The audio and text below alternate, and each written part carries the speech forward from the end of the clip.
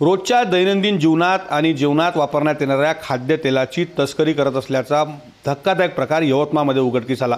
बनावट कंपनीच्या नावाने बनावट अशा पद्धतीचे खाद्यतेल बनवून ते विक्री केली जात असल्याचा प्रकार जो आहे तो यवतमाळमध्ये पुढे आला। नामांकित कंपनीचे ब्रँड घेऊन त्यामध्ये बनावट अशा पद्धतीचं तेल जे आहे ते पिप्यांमध्ये भरून विक्री केली जात असल्याची माहिती ही कंपनीच्या टीमला मिळाली आणि त्यानुसार पोलिसांच्या मदतीने यवतमाळ स्थानिक गुन्हे शाखेच्या मदतीने ही मोठी कारवाई जी आहे ती करण्यात आलेली आहे।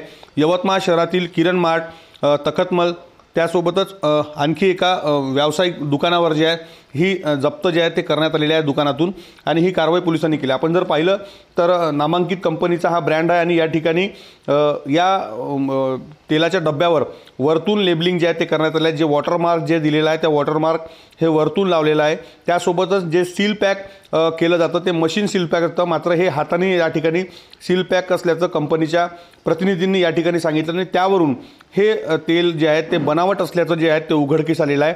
त्यानुसार यवतमाळ पोलिसांनी साधारणतः 1,93,000च्या जवळपास हा मुद्देमाल जो आहे तो जप्त करण्यात आलेला आहे। सोबतच 66हून अधिक पिपे जे आहेत ते तेलाचे या ठिकाणी जप्त करण्यात आलेले आहे। जिल्ह्यात आणखी काही ठिकाणी अशा पद्धतीनं बनावट तेल विक्री जात होतो का याचा सुद्धा तपास आता पोलिसांकडून केला जातोय। या संपूर्ण संदर्भात जर पाहिलं विक्री करणारा जो या ठिकाणचा ट्रेडर्स होता तो अमरावती या ठिकाणून हा संबंधित माल जो आहे तो आणला असल्याची माहिती जी आहे ती पोलीस तपासून आले। त्यामुळे आता पोलिसांची तपासाची दिशा ही आता अमरावतीकडे वळलेली आहे। या संपूर्ण प्रकरणामध्ये काय पायमुळं आहेत याचा खोलवर तपास आता पोलिसांकडून केला जाणार आहे।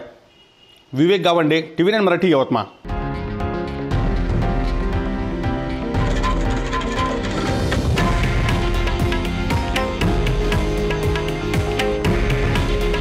हे आहे देशातील नंबर 1 न्यूज नेटवर्क आणि आपण पाहत आहात TV9 मराठी।